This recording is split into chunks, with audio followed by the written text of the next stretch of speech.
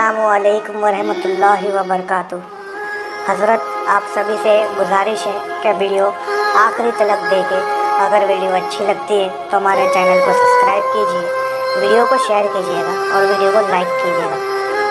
सिर्फ गुजारिश है कि वीडियो को आखिरी तक गौर से देखें।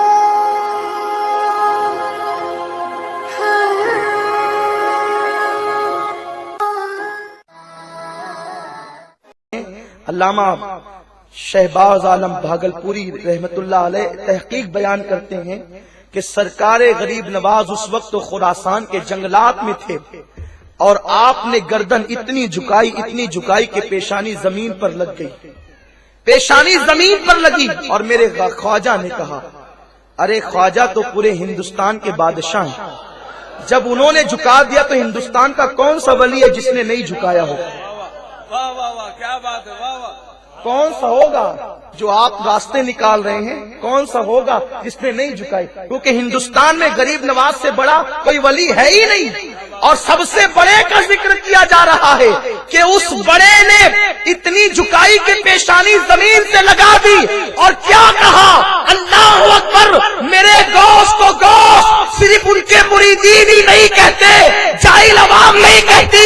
वक्त का विलायत का ताजदार मोइनुद्दीन अजमेरी भी उनको गौस कहकर पुकारता है। यूं कहा, या गौसुल आजम, आपका कदम सिर्फ मेरी गर्दन पर नहीं, मेरे सर पर भी है, मेरी आंखों पर भी है। खुरासान के जंगल में सुनकर यूं कहा, मेरे गौस ने देख लिया और फरमाते हैं, गयासुद्दीन के बेटे मोइनुद्दीन ने मेरे अदब में मुबालगा किया, अनकरीब मैंने उसको हिंदुस्तान की विलायत अता कर दी। रिसालत, ख्वाजा का हिंदुस्तान, सरकार आज़म। इस वक्त तो हिंदुस्तान का मुसलमान परेशान हाल है, वजीर आजम कौन बनेगा? हमें क्या करना है? कोई बने। हिंदुस्तान का कयामत तक के लिए बादशाह तो हमारा ख्वाजा है। हुकूमत वक्त याद रखे, यहाँ तो कल दूसरा रहेगा। जमीन हिंदुस्तान का राजा हमारा ख्वाजा सदा रहेगा। अरे मेरे गौस ने जिसको बना दिया वो 5 साल की ऑटो की भीख पर बादशाह नहीं बनता। मेरे गौस ने अता किया है तो कयामत तक के लिए बादशाह बना दिया है। इसीलिए तो एक अंग्रेज मुफक्किर लिखता है कि हिंदुस्तान में एक कब्र को मैं पूरे मुल्क पर हुकूमत करते देख रहा हूँ। पूछा गया वो कब्र किसकी है, तो कहा कि वो मोइनुद्दीन गरीब नवाज की कब्र है जो अहले हिंद के दिल पर हुकूमत कर रही है। तो मेरे गौस ने जब वो कहा कि मेरा कदम हर वली की गर्दन पर, ख्वाजा साहब ने झुका दिया, गरीब नवाज ने झुका दिया। एक साहब थे, बस इख्तिताम की तरफ ले जाऊं, एक साहब थे, उनके मुरीदीन कुछ ज्यादा थे, वो अजब में रहते थे, अजमी थे। तो उन्होंने कहा, हूं वो भी वली मैं भी वली, मैं उनके लिए कदम झुकाता, मैं उनके लिए गर्दन झुकाता, उनके कदम के लिए मैं गर्दन नहीं झुकाऊंगा। खुरासान में जो गरीब नवाज ने किया वो भी मेरे गौस ने देखा और अजम में जो उन्होंने किया वो भी देखा मेरे गौस ने। जब उन्होंने कहा कि मैं क्यों कर गर्दन झुकाऊं उनके लिए, फौरन मेरे गौस की जबान से जुमले निकले कि जिसकी गर्दन पर मेरा कदम नहीं उसकी गर्दन पर सूअर का कदम होगा, खिंजीर का कदम होगा उसकी गर्दन पे। गौस ने कह दिया, सरकारे गौसुल आजम ने कह दिया, विलायत उनकी छिन गई। विलायत छिनने के बाद फिर ये हुआ कि अल्लाह अकबर, वो 500 मुरीदीन को लेकर हज के लिए निकले। जब हज के लिए निकले 500 मुरीदीन आगे पीछे हैं, लेकिन चूंकि अब फैजान नजर साथ नहीं, अब विलायत नहीं छिन गई, पता भी नहीं चला। गौस पाक से अदावत जो कर ली, गौस पाक से दुश्मनी जो कर ली, अल्लाह अकबर, जो गौस से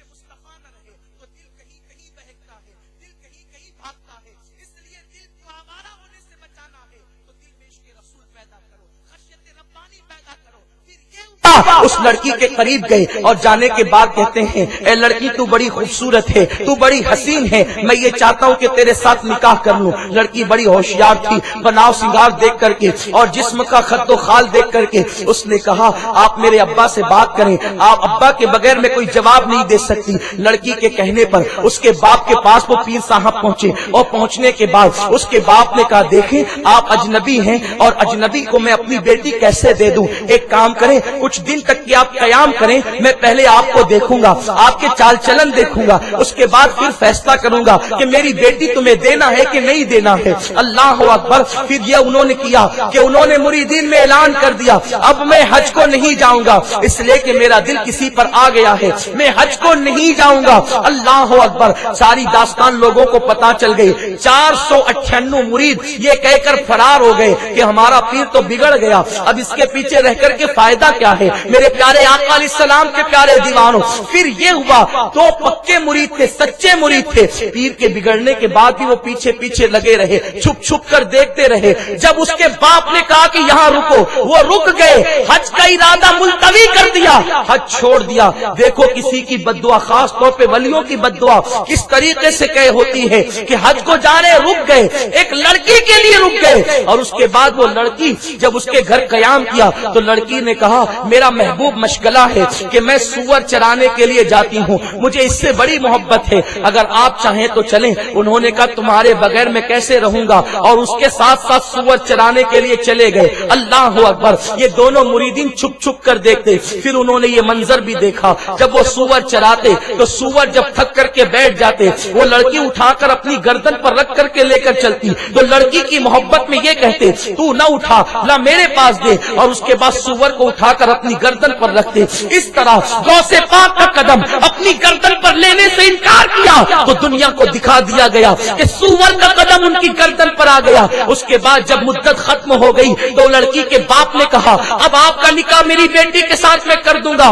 کل کے دن راہبوں کو بلایا جائے گا, پادریوں کو بلایا جائے گا, اور اس کے بعد رسم ادا کی جائے گی. تمہیں سور کا گوشت کھانا ہوگا, شراب پینا ہوگا, اور اس کے بعد عیسائی مذہب میں داخل ہو کر اس کے ساتھ نکاح کرنا ہوگا. محفل سج گئی اور اس کے بعد بڑے بڑے راہب آ گئے, شہنائیاں بجنے لگی, ڈھول تاشے بجنے لگے. آج ایک مسلمان پیر جو ہے وہ مرتد ہوگا, عیسائی ہوگا, عیسائی مذہب میں داخل ہوگا. خوشیاں تھی, دونوں مرید چھپ چھپ کر دیکھ رہے تھے, روتے تھے, ہائے اب کیا ہوگا. پیر کے ایک ہاتھ میں سور کا گوشت ہے, دوسرے ہاتھ میں شراب کا کٹورا ہے, اب یہ شراب بھی پیے گا, اب یہ سور کا گوشت بھی کھائے گا. اللہ اکبر. اب ہمارا پیر مرتد ہو جائے گا. دونوں روتے ہیں, اللہ سے دعا کرتے ہیں مولا اس کے لیے رحم فرما, اس پر رحم فرما. پھر دونوں گفتگو کرتے ہیں پیر کو زوال آیا کیسے, آخر یہ اتنا ذلیل ہوا کیسے. تو دونوں نے گفتگو کے بعد یہ نتیجہ نکالا کہ جس دن سے غوث پاک کا قدم اپنی گردن پر لینے سے انکار کیا ہے اس دن سے اس کو زوال آیا اور یہ بگڑتا چلا گیا, اس کے حالات بگڑتے چلے گئے. یاد رکھیں ولی کی دشمنی اور گستاخی کے بعد انسان کو گناہ کر کے اپنا جرم بھی یاد نہیں آتا, وہ بھٹکتا رہتا ہے, وہ پریشان رہتا ہے. اللہ اکبر.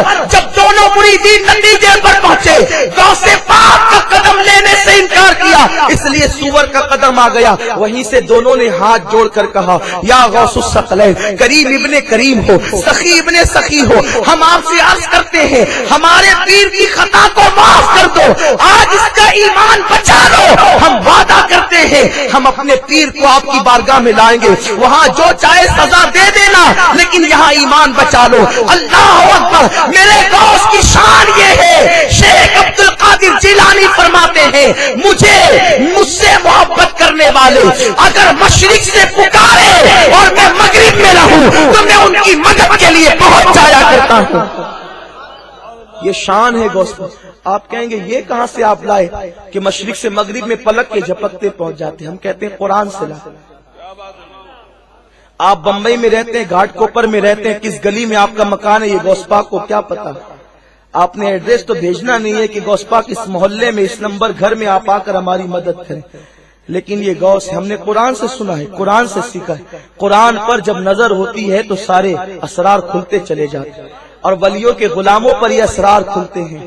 کیا آپ نے نہیں سنا حضرت سلیمان علیہ السلام نے تخت بلقیس منگایا تو کتنا لمبا فاصلہ تھا, پوچھا کہ کون لائے گا؟ آپ نے بار بار علماء سے سنا ہوگا کون لائے گا؟ تو ایک جن کھڑا ہوا ناپاک، اس نے کہا میں لاؤں گا۔ کتنے وقت میں؟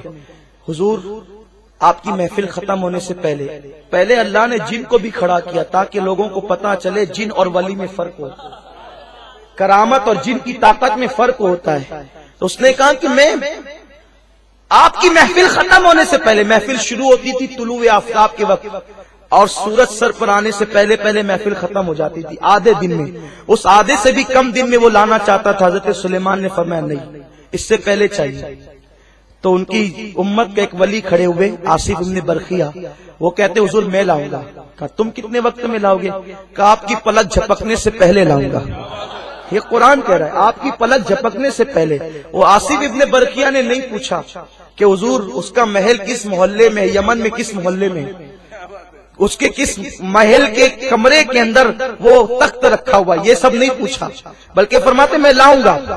اور پلک جھپکنے سے پہلے جاتے ہیں تو پلک جھپکتی ہے، آتے ہیں تو پلک جھپکتی ہے۔ سید المفسرین، رئیس المفسرین حضرت عبداللہ ابن عباس فرماتے ہیں کہ آصف ابن برخیہ وہیں پر موجود رہے، وہیں پر موجود رہے، گئے نہیں، جانا آنا نہیں تھا، وہیں پر موجود رہے اور ہاتھ بڑھا کر سلیمان علیہ السلام کی بارگاہ میں تخت بلقیس ان کی پلک جھپکنے سے پہلے ہاتھ بڑھا کر لا کر پیش کر دیا۔ قرآن کہتا ہے کہ آصف ابن برخیہ کو زبور کا علم تھا، وہیں کھڑے کھڑے 1 مہینے کے فاصلے سے تخت بلقیس پلک میں جھپکتے لا کر پیش کر دیا۔ اب مجھے بتاؤ جس کے پاس زبور کا علم ہو وہ پلک جھپکنے سے پہلے 1 مہینے کے فاصلے سے تخت بلقیس لا کے پیش کرتا ہو تو میرا دوست تو وہ ہے زبور، انجیل، توریت کے علوم کو نچوڑ کر اللہ نے قرآن میں رکھ دیا ہے اور اللہ نے قرآن کا علم میرے دوست کو عطا فرمایا ہے۔ اور غوث پاک امت محمدیہ کے صرف ولی کا نام نہیں، وہاں سلیمان علیہ السلام کی امت کا ولی ہے، یہاں صرف ولی نہیں ہے بلکہ اولاد بھی ہے، نبی کا خون بھی ہے، اور اولاد تو بہت ہے، یہ نبی کا لاڈلا بیٹا ہے، نبی کا چہیتا بیٹا ہے۔ تیری سرکار میں لاتا ہے رضا اس کو شفیع جو میرا غوث ہے اور لاڈلا بیٹا تیرا۔ ان کے پاس قرآن کا علم تھا، کتنا تھا؟ اختصار کے ساتھ عرض کروں، ملا علی قاری جو شارح بخاری ہے، بخاری شریف کے شارح وہ لکھتے ہیں، انہوں نے بھی پوری ایک کتاب لکھی ہے غوث پاک کی عظمت کو۔ فرماتے ابن الجوزی ایک محدث ہے، علامہ ابن الجوزی، وہ بڑے نقاد ہیں، لوگوں کی فطرت میں تنقید ہوتی ہے تو وہ تنقید کرتے تھے، اتنے بڑے نقاد تھے کہ امام بخاری کی غلطیوں پر انہوں نے پوری ایک کتاب لکھی ہے۔ امام ابن جوزی ایسے نقاد تھے، غوث پاک کے زمانے میں تھے تو غوث پاک پر بھی تنقیدیں کرتے رہتے تھے۔ غوث پاک کے ایک مرید اور خلیفہ تھے شیخ ابو العباس، جلدی آگے بڑھ رہا ہوں، شیخ ابو العباس، انہوں نے ابن الجوزی سے دوستی ان کی تھی، ملاقات کی۔ کہا ابن الجوزی تم جو ہے میرے پیر پر تنقید کرتے ہو، کبھی ان کو دیکھا، ملاقات کی، کبھی ان کی محفل میں گئے؟ کہا نہیں گئے۔ کہا چلو، نہیں میں نہیں آتا، صوفیہ کی محفل میں میں نہیں آتا، ان کے یہاں تو یہ ہوتا ہے وہ ہوتا ہے۔ انہوں نے کہا بھی چلو تو صحیح، نہ پسند آئے تو پھر بات تمہاری ہوگی، لیکن ایک مرتبہ چلو تو صحیح۔ ابن الجوزی کو کسی طریقے سے پکڑ دکڑ کر لائے اور غوث پاک کی جو محفل تھی، کیا محفل تھی، ایک محفل میں 70 ہزار لوگ ہوتے تھے، پہلے والا جو سنتا تھا آخری والا بھی وہی سنتا تھا، ویسے ہی سنتا تھا۔ اور ان کی محفل کی شان یہ تھی، بہجت الاسرار میں لکھا ہے کہ رسول اللہ ان کی محفل میں ان کا خطاب سننے کے لیے تشریف لاتے۔ اب سننے سے مراد یہ نہیں کہ علم و سیکھنے کے لیے آتے تھے، معاذ اللہ یہ نہیں، بلکہ اپنے چہیتے لاڈلے بیٹے کی حوصلہ افزائی کے لیے آتے تھے۔ بلکہ یہاں انبیاء کی ارواح آتی تھی، اولیاء آتے تھے، اجنہ آتے تھے۔ ایک مرتبہ تو شیخ علی بن ہیتی رحمت اللہ علیہ بیان سنتے سنتے سو گئے، غوث پاک ہاتھ باندھ کے کھڑے ہو گئے، پوری محفل پہ سناٹا، پیر مرید کے آگے ہاتھ باندھ کے کھڑا ہو گیا، پوری محفل پہ سناٹا۔ شیخ علی بن ہیتی کی آنکھ کھلی، سرکار غوث پاک منبر پہ آئے، بیان شروع کیا۔ بیان ختم ہوا تو ایسی کوئی بات ہوتی ہے تو لوگ پوچھتے ہیں، تو پوچھا حضور آج آپ نے عجیب کام کیا، اپنے مرید کے سامنے ہاتھ باندھ کے کھڑے ہو گئے۔ فرمایا اس سے پوچھو کیوں کھڑا ہوا؟ تو شیخ علی ابن ہتی سے لوگوں نے پوچھا کہ کیوں کھڑے ہوئے؟ کہا کہ میری آنکھ لگی، میں سو رہا تھا، میں نے سوتے میں دیکھا کہ مولا علی اور حضور تشریف لائیں، غوث پاک کے خطاب کی محفل میں حضور اور مولا علی آئے ہیں، اور آقا علی سے کہتے علی دیکھو اپنا بیٹا کیسا خطاب کرتا ہے، کیسا بیان کرتا ہے۔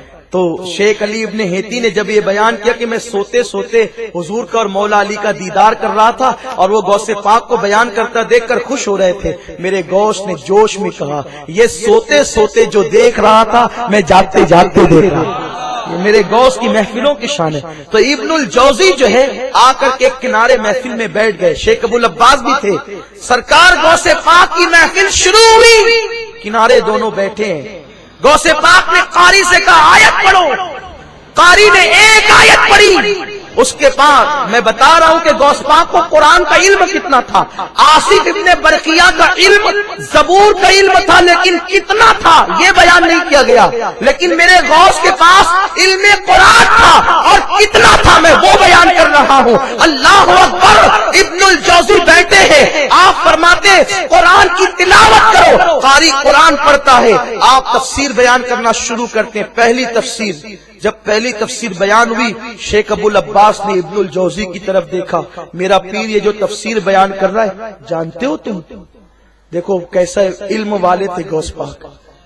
ابن الجوزی نے سینہ تان کر خوشی سے کہا ہاں جانتا ہوں، حالانکہ بہت بڑے عالم ہیں، ہم ان کی عظمتوں پہ سر نیچا کرتے ہیں، میں ان کی توہین نہیں کر رہا ہوں، اللہ اکبر، ہم کسی بزرگ کی توہین کیا کر سکتے ہیں۔ انہوں نے کہا ہاں جانتا ہوں۔ پھر میرے غوث نے دوسری تفسیر بیان کی، پھر شیخ ابو العباس نے کہا اس کو جانتے ہو؟ کہا یہ بھی جانتا ہوں۔ تیسری بیان کی، دیکھا ہاں یہ بھی جانتا ہوں۔ اس طرح 11 تفسیر تک پہنچے غوث پاک، تو 11 پر وہ کہتے تھے ہاں جانتا ہوں۔ اب 11 تفسیر ایک آیت کی، جس کو معلوم ہو کتنا بڑا عالم ہوگا، لیکن میرے غوث نے 11 کے بعد 12ویں شروع کی۔ شیخ ابو العباس نے دیکھا یہ جانتے ہو؟ ابن الجوزی کی گردن جھک گئی، خاموش، نہیں جانتے۔ 12ویں نہیں، 13ویں نہیں جانتے، 14ویں نہیں جانتے۔ ملا علی قاری لکھتے ہیں کہ غوث پاک رحمت اللہ علیہ نے قرآن کی ایک آیت کی 40 تفسیریں بیان کی، 12 کے بعد سے لے کر 40 تک ابن الجوزی کو کچھ نہیں معلوم تھا، اش کر رہے تھے، میں تو ان کو کچھ اور سمجھتا تھا، حق ہو کرنے والا خانقاہی سمجھتا تھا، لیکن یہ تو علم کے میدان میں وہ ہے جہاں ان کے سامنے ہم طفل مکتب کی بھی حیثیت نہیں رکھتے۔ جب 40 آیتوں 40 تفسیریں ایک آیت کی بیان کی تو میرے غوث نے کہا یہ تو بہت کم ہے، جو بیان ہوا، جو بیان ہونے سے رہ گیا وہ بہت زیادہ ہے، اللہ اکبر۔ اور فرمایا اب علم ظاہر کو چھوڑو، اب قال کو چھوڑو اور حال کی طرف آؤ۔ جب میرے غوث نے کہا قال کو چھوڑو، حال کی طرف آؤ، تو شیخ ابو العباس نے کیا دیکھا، ابن الجوزی نے کیا دیکھا، لوگ کھڑے ہو گئے، چیخے مارنے لگے، کپڑے پھاڑنے لگے، کوئی انتقال کر گیا، اے ہنگامہ ہو گیا، چیخے لوگوں کی نکل گئی، وہ تاثیر تھی۔ شیخ ابو العباس کہتے ہیں میں ابن الجوزی کو ڈھونڈنے لگا، سنبھلنے کے بعد کہ گئے کہاں، جب ڈھونڈا تو پتا چلا کہ ابن الجوزی غوث پاک کے قدم کو پکڑ کر کہتے تھے حضور معاف کر دیجئے، میں جان گیا کہ آپ کی شان، یہ شان ہے علم قرآن میں غوث پاک کی۔ تو جس کو زبور کا علم ہو وہ پلک کے جھپکتے تختے بلقیس لا سکتا ہے، تو جس کے پاس قرآن کا اتنا علم ہو کہ ابن الجوزی جیسا قدموں پہ گر کر ان کی عظمت کا اعتراف کرتا ہے، کیا وہ پلک کے جھپکتے ہماری مدد نہیں کر سکتے؟ تو انہوں نے دونوں مریدین نے ہاتھ جوڑ کر کہا یا غوث الثقلین، ہمارا یہ پیر بگڑ گیا، اس نے آپ کا قدم لینے سے انکار کیا۔ یہی عرض کر رہا تھا، آپ کو یاد ہے نا، بھول تو نہیں گئے؟ سرکار آپ مدد کریں، توجہ فرمائے، نگاہ رحمت کریں، اگر اس کا ایمان آپ بچا لیتے تو آپ کی بارگاہ میں اس کو لائیں گے اور پھر آپ جو چاہے سزا دینا۔ ادھر سے خدا جانے کیا نظر ہوئی، کیا نگاہ ہوئی، ادھر ہاتھ میں جو خنزیر کا گوشت تھا ہاتھ کانپ گیا، گوشت نیچے گرا، شراب کا پیالہ پھینکا اور کھڑے ہو کر کہتے ہیں ایک لڑکی کے لیے کیا میں ایمان کا سودا کروں گا، اسلام حق ہے، اسلام، یہ نعرہ لگاتے بھاگے۔ پیچھے مریدین آئے تو انہوں نے کہا میری آنکھوں سے پردے اٹھ گئے، دین حق ہے۔ कई आंखों से पर्दे कैसे उठे, गौस पाक के फैजान से उठे। जो इनकार किया था जलील हुए थे, अब उन्होंने करम किया है, अब चलो उनकी बारगाह में। फरमाते हैं नहीं, ऐसे नहीं चलूंगा, मेरे पैरों में बेड़ियां डाल दो, हाथों में हथकड़ियां डाल दो, मुंह को काला कर दो और उनकी बारगाह में लेकर चलो। जब इस शान से लेकर के गए हैं उनको, मेरे गौस तलबा को पढ़ा रहे थे, देखा करीम इब्ने करीम है, आले नबी हैं, रहीम दिल हैं, देख करके मुस्कुरा कर कहते अरे क्या हाल बना रखा है, जा अल्लाह तुझे माफ करे। बस इतना कहना था, क्या हाल बना रखा है, अल्लाह तुझे माफ करे। अल्लाह ने उनको विलायत दोबारा अता फरमाई। ये शान गौसे पाक की, शुक्र के जोश में जो है वो तुझे क्या जाने। खिज्र के होश से पूछे कोई रुतबा तेरा, नबवी जिल अलवी बुर्ज बतूली मंजिल, हसनी चांद हुसैनी है उजाला तेरा, नबवी में अलवी फसल बतूली गुलशन, हसनी फूल हुसैनी है चमकना तेरा, हसनी फूल हुसैनी है महकना तेरा। ये मेरे गौस की शान है, मैं क्या बयान कर सकता। मैं तो उनके दर का गदा हूँ, बल्कि गदाओं का गदा हूँ, गुलामों का गुलाम हूँ। तुझसे दर से सग से है मुझको निस्बत, मेरी गर्दन में भी है दूर का डोरा तेरा। और क्या आला हजरत है, कसम क्या पेश करते हैं, इजाजत क्या आला, क्या कहते हैं, मेरी गर्दन में भी है दूर का डोरा। ये दूर का डोरा है लेकिन दूर का है, दूर का ही सही लेकिन डोरा है। तो फिर कहते हैं क्या नजर है इस निशानी के जो सगे नहीं मारे। देखो मोहल्ले में कुत्ते दो किस्म के होते हैं, मोहल्ले में कुत्ते, ये मिसाल बयान करो आप समझे, मोहल्ले में कुत्ते दो किस्म के होते हैं। एक जिसके गले में पट्टा होता है, पट्टा होता है तो आदमी समझ जाता है कि इसको हाथ नहीं लगाना है, ये इसका कोई मालिक है, इसको हाथ लगाए मारे पीटे तो होगा ये कि इसका मालिक आके झगड़ा करेगा। अब मालिक में कोई मजदूर भी हो सकता है, कोई सेठ भी हो सकता है, कोई वजीर भी हो सकता है, बहरहाल इसका कोई ना कोई मालिक है, यही होता है। एक वो कुत्ता होता है जिसकी गर्दन में कोई पट्टा नहीं होता, यानी उसको बोझ महसूस, उसको बोझ नहीं अच्छा लगता, तो उसको लोग कहते हैं ये आवारा कुत्ता है। यानी मैं किसी की जय वो तौहीन नहीं कर रहा हूं, मैं शेर की जय वो आपके सामने तशरीह कर रहा हूं, आप उसको समझे। तो दो किस्म के कुत्ते आपने देखे, एक वो जिसके गले में पट्टा, पट्टे का बोझ उसको गवारा है, लेकिन एक पट्टे ने उसको सदा मुसीबतों से बचा लिया है, क्योंकि जो देखता है इज्जत की नजर से उसको देखता है कुत्ता। भाई इसको कोई रोटी और नहीं डाले, इसका कोई मालिक है डालने वाला, ये हड्डी ढूंढने के लिए भटकेगा नहीं, इसको वक्त पर खाना मिल जाएगा, इसको भटकने की जरूरत नहीं है। और कोई मारेगा तो फिर उसकी खैर नहीं होगी, ये किसी न किसी का है, इसका कोई मालिक है। और दूसरा है, चाहे जितना मोटा ताजा हो, जितना खूबसूरत हो, चाहे कैसा हो, अगर पट्टा नहीं है, जो चाहता है पत्थर मार रहा है, जिधर चाह रहा है भटक रहा है, कचरे की कुंडी पे मुंह डाल रहा है, जो चाह रहा है उसके साथ सुलूक कर रहा है, मार खाता है, पिटाई खाता है, काव काव करके इधर उधर भागता है, कोई पुरसाने हाल नहीं है। तो फरमाते हैं क़यामत के दिन भी दो किस्म के लोग होंगे मैदान महशर में, एक की गर्दन में वलियों की नबियों की गुलामी का पट्टा होगा, फरिश्ते देख कर कहेंगे ये है कैसा भी, लेकिन पट्टे वाला है, हाथ नहीं लगा सकते।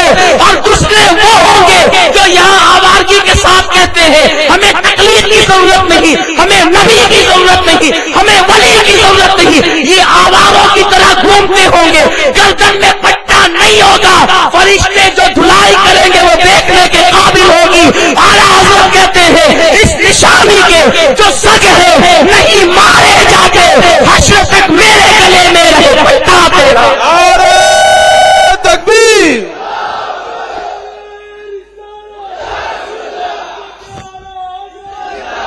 यारों मैं ये पैगाम लेकर आया हूँ, ये पैगाम लेकर आया हूँ, एक पट्टा गौस की गुलामी का डाल लो, हर मुसीबत से दुनिया में भी बचोगे, आखिरत में भी बचोगे। क्योंकि गौस पाक कहते हैं कि मेरा मुरीद पर, मेरे मुरीद पर मेरा साया ऐसे है ہے جیسے زمین پر آسمان کا سایہ ہوتا ہے. فرماتے ہیں اس لیے ان کی غلامی میں آ جاؤ. سنی دعوت اسلامی اسی مشن کو لے کر کے چل رہی ہے. غوث پاک کا مشن, غریب نواز کا مشن, مخدوم اشرف کا مشن, اعلیٰ حضرت کا مشن, وارث دیوا کا مشن, سرکار مدار مکن پور کا مشن, ان بزرگوں کے مشن کو, سید احمد کبیر کا مشن, اس مشن کو لے کر کے چل رہی ہے. ان ولیوں کے نقش قدم پر ہمیں چلنا ہوگا اور اپنی آخرت کو بہتر بنانا ہوگا. اور اعلیٰ حضرت کے شعر پر اپنی گفتگو ختم کر دوں. کہتے ہیں ہے رضا یوں نہ بلک تو نہیں جیت تو نہ ہو, ہے رضا یوں نہ بلک تو نہیں جیت تو نہ ہو, جید سید ہر دیر ہے مولا تیرا. السلام علیکم.